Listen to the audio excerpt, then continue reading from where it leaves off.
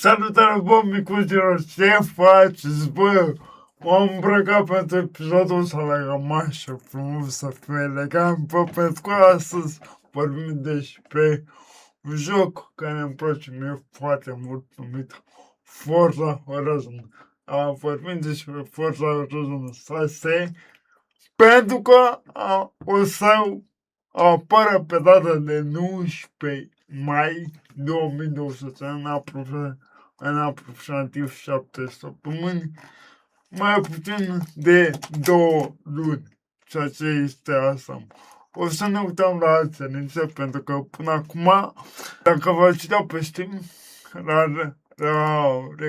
la CNG, până acum, Forza Horizon 6 ne dădea doar minimum și acum văd că ne-a băgat și recomandatul. Dar chestia este că cei de la IGN ne-a dat o sursă care mea și ne-a dat scenele full pentru minim recomandat Extreme RTS 1 și așa mai departe. Și aș vrea să facem o mică recapitulare ce a cerut Forza Horizon 5 la minim și ce cere Forza Horizon 6 la minim. Deci, hai să o luăm cu Forza Horizon 5. Chiar sunt curios ce cere Forza Horizon 5 la minim și la recomandat, ca să ne facem așa o idee. Dar parcă la minim cerea un 970, nu știu sigur. Hai să ne uităm acum, deci eram aici. Așa, da, uite, la minim, stai să dau și eu fiscul musulman jos. Deci la minim ne trebuie un GTX 970 și un maxim GTX 1070. Dar bine, este, cum a spus și ei, este recomandat.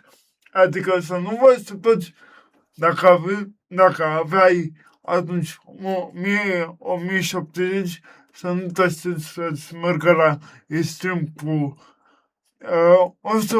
o să vă explic eu îndată ce înseamnă recomandatul și ce înseamnă setări high, ultra, extrem. O să vă explic îndată. Că n-am făcut o idee. Deci, la procedură minim 5 4400 și 5 1400. Bine, aici nu este o diferență foarte mare. De repet, este recomandat, nu este la vârsta. Bun, și acum dacă ne ducem la selecțiile minime, vedem aici la procedură că nu e un salt atât de mare pentru minim, acolo unei i5 4800 parcă, și aici e i5 8400, adică tot ăla. Bine, asta e mai bun puțin că, na, e 1400. Bun, și ce-mi place mie aici este că, bă, poți cere la minim placa video un GTX 1650. Ceea ce mă bucură faptul că cei de la Forza Horizon au adăugat în sistemul lor o placă video mai slăbuță să se poate juca absolut toată lumea. Gen, n-am băgat, nu știu, minimum 4060. S-a gândit să aibă jucători și cu PC-uri puțin manete. Și aici avem un RTX 3060, dar aici o să vedem full specificațiile publicate de IGN. Uite, minim recomandat extrem cu ray tracing. Îmi place mie aici faptul că Ei a adăugat aici, pe fiecare linie, că dacă ai specificațiile de pe lista respectivă, îți merge garantat în 60 de frame-uri. Ceea ce, bă, nu e rău deloc. Adică îți garantează. Ok, pentru RAWs, pentru mine mă trebuie i5 8400 sau un Ryzen 5 1600, un GTX am spus și un alt la Radeon Subisat 1500 XT și un A380. A380 mi se pare că e 1500 de lei, în momentul de față la nici nu se mai găsește. Sau la fel, nici nu știu câți giga de RAM au. Cred că 4, adică GTX-ul ăsta sigur 1060 Ti, 1650, sigur e de 4 giga, dacă nu mă înșel. Aici sistem RAM. Ne trebuie 16 giga de RAM minim, SSD, Windows sau 11, aici am mai urcat puțin, e 512.400F sau un Ryzen 5 600X, ok. Aici avem RTX 3060 Ti, placa pe care am avut-o eu în calculatorul vechi și nu uitați de giveaway, fraților, abonați, să vedem dacă facem până pe 1 iunie 350.000 de abonați, adică încă 50.000 de abonați în 2 luni, vă dau calculatorul meu gratis. Calculatorul vechi, care face 1000 de euro. Dacă vreți să vedeți calculatorul, căutați pe canal clipul să vedeți unde am prezentat. Aici 16 GB de RAM ne trebuie, un SSD și pe high, adică high plus stabilirea la rezoluția 1440, o să ai un FPS de 6 plus, adică putem să vedem că e destul de bine optimizat. Pentru că în 2026 Pro să-ți meargă un joc pe recomandat bine, nu pe stream. L-a recomandat la presetul high, la rezoluția 1440, target plus 6 FPS, eu zic că e mai mult decât decent. Mai mult decât decent. Și acum la Steam avem așa, avem nevoie de un i7 12700K sau varianta de la Ryzen, avem nevoie de un Ryzen 7700X, de placă video avem nevoie de un 4070 Ti sau un Radeon 7900 XT.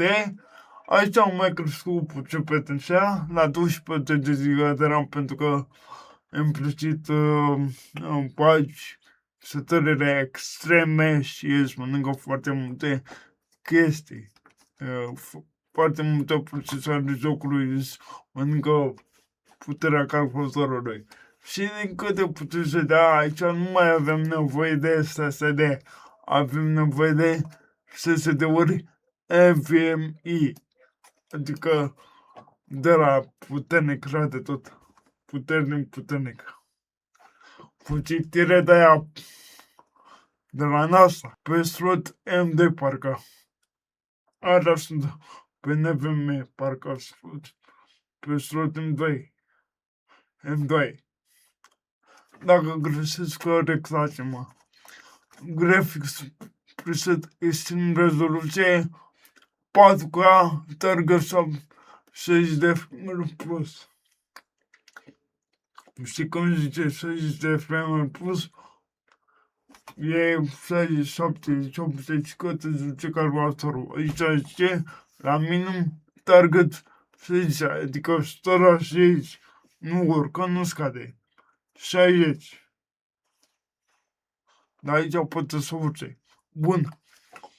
Și aici la Extreme Attacks, la Ray Tracing, avem tot procesorul ăla. Sunt așa îmi pun un semn de întrebare pentru că știu că Ray Tracing-ul se folosește mai mult din procesor, nu? Decât din placa video. Adică procesorul ăla avea treabă cu Ray Tracing-ul. Sper să nu greșesc. Și aici avem nevoie de un RTX 5070 Ti sau variantă de RAM de RX 970. Este aici din nou a crescut pretenția de la Extreme RTX cu încă 8 GB de RAM.